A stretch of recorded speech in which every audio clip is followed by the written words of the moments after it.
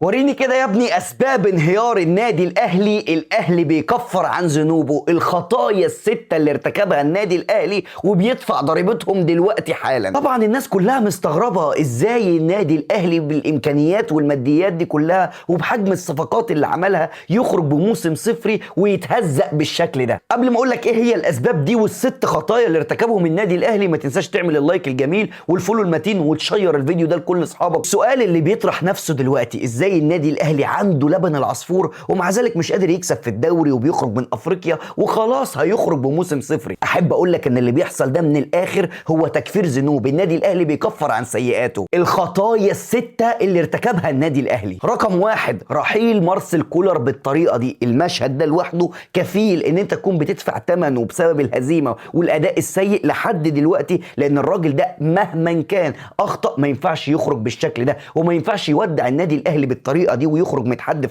الراجل ده ياما كسب بطولات وجاب لك بطولات كانت صعبه، فلو انت عايز تمشيه لكن مش بالشكل ده. رقم اتنين، رحيل علي معلول بطريقه ما تليقش بيه تماما. بالراجل اللي ضحى كتير قوي بعروض كان ممكن يجي له ويستفاد منها ماديا، لكن اختار انه يكون في النادي الاهلي. الراجل اللي الناس كلها كانت بتقول لا ده استحاله يكون تونسي، ده ابن من ابناء التتش وابن من ابناء النادي الاهلي والوحيد اللي كان عنده جرينتا وروح، انت رحت مشيته في وقت كان يقدر يديك فيه موسم او اتنين. والدليل على كلامي ده نادي الصفاقسي التونسي وجمهوره مبهورين بالاداء اللي بيقدمه علي معلول، وانا وانت عارفين ان علي معلول موجود دلوقتي ما كانش النتائج دي كلها حصلت. رقم ثلاثة، صفقة احمد السيد زيزو. الصفقة اللي تقريبا ما كانتش من حقنا، الصفقة اللي مش بتاعتنا ودخلنا وجبناها بالعافية وحصرنا كل جمهور الزمالك عليها وقلنا احنا جبنا النجم بتاعكم والزمالك هيقع والزمالك خلاص مش هتقوم لقومة. ولكن الغريب ان الصفقة اللي انت رحت جبتها وقهرت جمهور فرقته عليه هو دخل عليك بالخراب. وسبحان الله اول ما مشي من نادي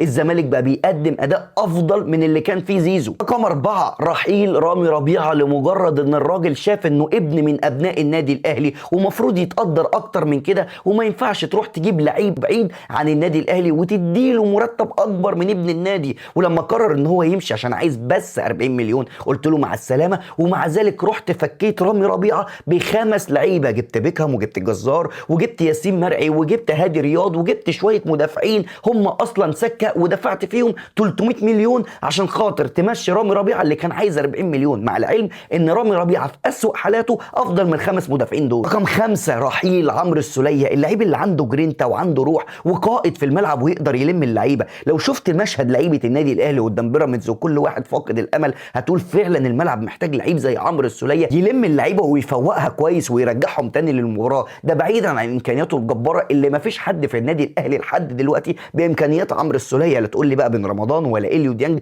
ولا حتى امام عاشور ولا مروان عطيه. رقم ستة، رحيل وسام ابو علي من اجل الفلوس. يا راجل حرام عليك، انت ربنا كرمك بمهاجم كنت بتحلم بيه. هتقول لي هو اللي عايز يمشي، هقول لك انا لو مكانك امسك فيه بايدي واسناني. لو عايز 10 مليون هديله 12، لو عايز 20 هديله 30. وسام ابو علي كان بيخلص لك ماتشات كتير قوي صعبه، والدليل على كلامي ده انت لحد دلوقتي ما عرفتش تجيب مهاجم. لا جراديشار نافع ولا كاموتش نافع ولا شريف نافع ولا مروان عثمان. انتوا بقى اكتبوا لي في الكومنتات من وجهة نظركم الفشل اللي بيقدمه النادي الاهلي مين يتحمله، الاداره ولا اللعيبه ولا الجهاز الفني؟ اكتبوا لي بسرعه.